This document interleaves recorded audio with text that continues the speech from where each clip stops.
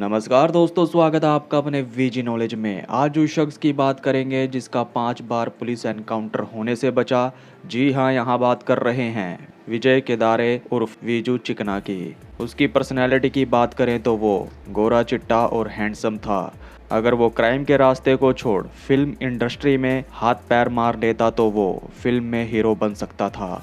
वीजू चिकना एंटोफिल का रहने वाला था। उसने 24 सीरियस क्राइम किए, जैसे कि murder, attempt to murder, extortion, डकैती, हफ्ता वसूली, हथियारों को एक जगह से दूसरी जगह पहुंचाने का काम। जेल में रहते हुए उसने जेल अधिकारियों और छोटा राजन के लोगों से लड़ाई भी ली। वीजू चिकना किसी से नहीं डरता था, वो डेयरिंग था। वो इलाके में काफ़ी मशहूर था। जिन्होंने उसको नहीं देखा था वो उसको उसके नाम से जानते थे। 1994 में थाना एरिया में वीजू चिकना ने एक शख्स को मौत के घाट उतार दिया था। इस वारदात को उसने अपने दोस्तों के साथ मिलकर अंजाम तक पहुंचाया था। उस केस में उसको थाना जेल में जाना पड़ा था। उसी थाना जेल में छोटा राजन के खतरनाक लोग भी बंद थे, जैसे कि विनोद मटकर, विक्की मल्होत्रा, फरीद तानाशाह और घाटकों पर तिलक नगर के कई और लड़के उसी जेल में बंद थे। वीजू चिकना पहली बार जेल गया था। उन्हीं दिनों में नीलेश पराड़कर भी जेल में बंद था। वीजू चिकना की राजन के गैंग के लोगों से अच्छी बनने लगी थी। एक दिन वीजू चिकना और नीलेश पराड़कर का आपस में झगड़ा हो जाता है। इसको देखते हुए गैंग का सीनियर मेंबर विक्की मल्होत्रा उनकी लड़ाई को बंद करवाने के लिए बीच में उतरता है, लेकिन वीजू चिकना ने विक्की मल्होत्रा से लड़ाई कर ली। उसने विक्की के साथ मारामारी की। झगड़े के बाद वीजू चिकना का जेल में नाम हो गया। नीलेश पराड़कर ने 1.5 महीने बाद छोटा राजन से बात करके वीजू चिकना को अपने में शामिल कर लिया। दोस्तों, नीलेश पराड़कर पर बना वीडियो का लिंक हमने इस वीडियो के डिस्क्रिप्शन में डाल दिया है। जिसको देखना हो वो देख लीजिएगा। पुराने लड़ाई झगड़ों को भुलाकर वो छोटा राजन के लिए काम करने लगा। 1998 में उसने छोटा राजन के लिए पहला काम किया। उस काम में उसके साथ विनोद मटकर, फरीद तानाशाह और विक्की मल्होत्रा भी शामिल थे। उन सब ने 1993 मुंबई ब्लास्ट में शामिल शाबिर शेख को मौत के घाट उतार दिया। उस काम को सीनियर लोग सुपरवाइज कर रहे थे। वीजू चिकना ने शबीर शेख पर गोलियां चलाई थी। इसके बाद वो छोटा राजन गैंग का भरोसेमंद आदमी बन जाता है। उस केस में उसको आर्थर रोड जेल भी जाना पड़ा। उसके बाद तो फिर उसका अलग अलग जेलों में आना जाना लग गया। जेल में रहकर वो अपनी गैंग बनाने में लग गया, जैसे उसको छोटा राजन ने अपनी गैंग में लिया था। अब वैसे ही जो लोग पहला दूसरा क्राइम करके जेल में आते थे उनको वो अपने साथ मिला लेता था। छोटा राजन की मदद से वीजू चिकना ने उन लोगों की बेल करवाई। बताया जाता है एक समय उसके लिए 40 लोग काम किया करते थे।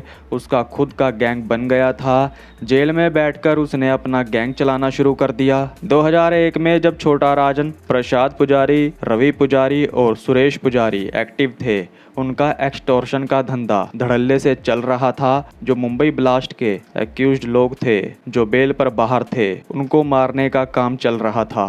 तो वीजू चिकना ने कॉन्ट्रैक्ट लेकर काम करना शुरू कर दिया। वीजू चिकना ने 3 गैंग के लिए काम करना शुरू कर दिया था। वो गैंग थी छोटा राजन गैंग, प्रसाद पुजारी गैंग और रवि पुजारी गैंग। 2001 तक वीजू चिकना ने अपना इतना होल्ड बना लिया था। अपने गैंग को चलाते चलाते उसने तीनों गैंग्स के कामों को पकड़ रखा था। जेल से बाहर आने के बाद वीजू चिकना नासिक में हथियार ले जाता है। जल्द हथियारों समेत उसको पकड़ लिया गया। 6 पिस्टल और रिवॉल्वर, सुतली बम, दर्जनों गोलियां और कुछ पैसे उसके पास से मिले थे। ये वो दौर था जब मुंबई क्राइम ब्रांच उसका एनकाउंटर करने के लिए उसके पीछे लग रखी थी, मगर नासिक से उसको पकड़ लिया गया। उस पर आर्म्स एक्ट का केस दर्ज हुआ। महीनों बाद उसकी जमानत भी हो जाती है। फिर से वो नासिक कदम रखता है। जिस आदमी से उसने हथियार खरीदे थे, पप्पा शेख, उससे फिर वीजू चिकना ने हथियार मांगे, मगर पप्पा शेख हथियार देने से मना कर देता है। वीजू ने इस बात को लेकर पप्पा शेख की गाड़ी पर गोलियां चलाई। वीजू चिकना उसको मारना चाहता था। पप्पा शेख तो बच गया, मगर उसका 7 साल का बच्चा मारा गया, जो कि बहुत बुरा हुआ। पुलिस ने अब उसको ठिकाने लगाने का ठान लिया। वीजू चिकना का अब एनकाउंटर होने वाला था। उसी दौर में वो कोल्हापुर कदम रखता है। वहाँ वो अपने नए लड़कों की मदद से एक व्यापारी पर गोलियां चलवा देता है। जल्द वहाँ से उसको पकड़ लिया गया।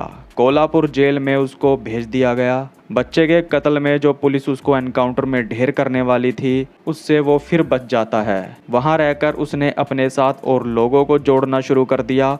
कोल्हापुर जेल से उसने थाना जेल में अपना ट्रांसफ़र करवा लिया।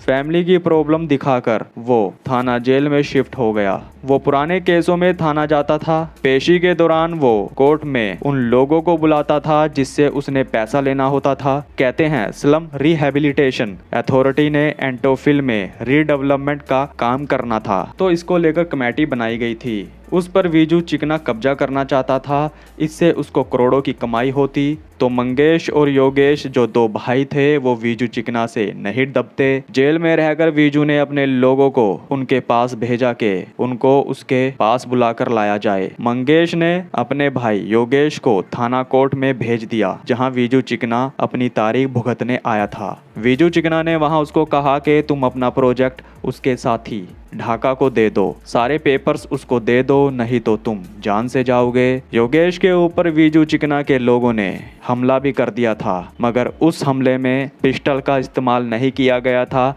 चाकू कोयता से उस पर हमला हुआ था। वो गंभीर रूप से इसमें जख्मी भी हुआ था। इससे दोनों भाई बिल्कुल नहीं डरे। 2019 में सेशन कोर्ट ने वीजू चिकना और उसके लोगों पर 10 साल की सजा और 5 लाख का जुर्माना लगाया। वीजू ने हाई कोर्ट में इसको लेकर अपील की कि वो जेल में था, इसमें उसका कोई रोल नहीं था, पुलिस ने जानबूझकर उसको फंसाया है।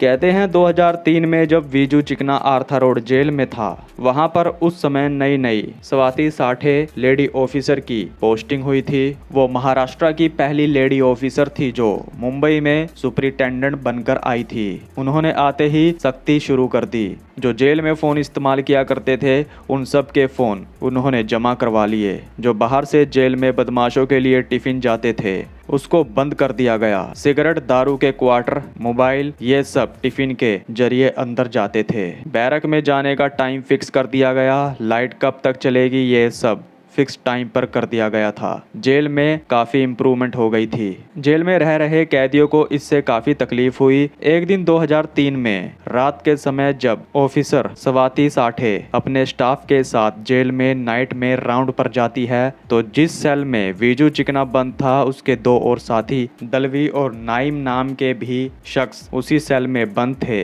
तो स्वाति साठे को देखकर उन्होंने अपने सारे कपड़े उतार दिए। स्वाति साठे ने अपना मुंह तो घुमा लिया, लेकिन बाद में जो उनका हाल किया गया, इससे दूसरे कैदियों को भी मैसेज पहुंच गया कि जेल में कायदे से रहना पड़ेगा। कुछ महीनों के बाद वीजू चिकना की जमानत हो जाती है।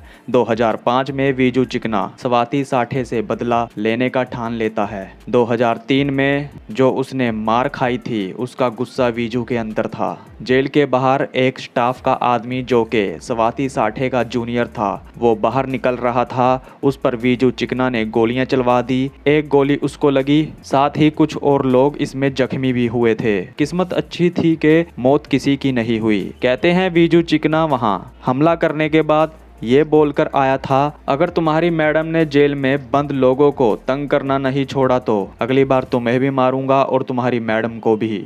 इससे अंदाजा लगा सकते हो कि वीजू चिकना के अंदर पुलिस का डर बिल्कुल नहीं था। ऐसे ही एक बार न्यू मुंबई में एक बिल्डर से जब उसने पैसे मांगे और जब उसको पैसा नहीं मिला तो उसके ऊपर भी उसने गोलियां चलवा दी थी। इसमें वो आदमी भी मारा गया था। जब भी एक एरिया में एनकाउंटर का ऑर्डर आता था, वो दूसरे एरिया की जेल में चला जाता था। शायद यही कारण था वो हर बार पुलिस एनकाउंटर से बचता रहा।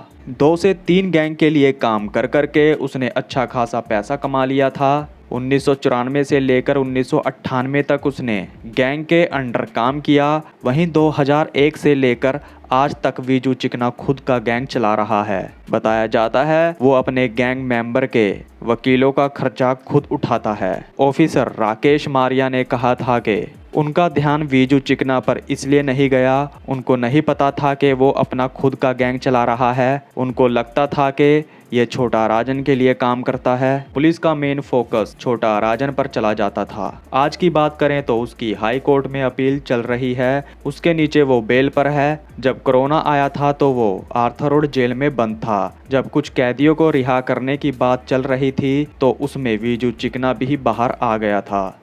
तो दोस्तों, ये थी वीजू चिकना की जिंदगी से जुड़ी कुछ बातें। अब तक के लिए इतना ही। तो नमस्कार दोस्तों।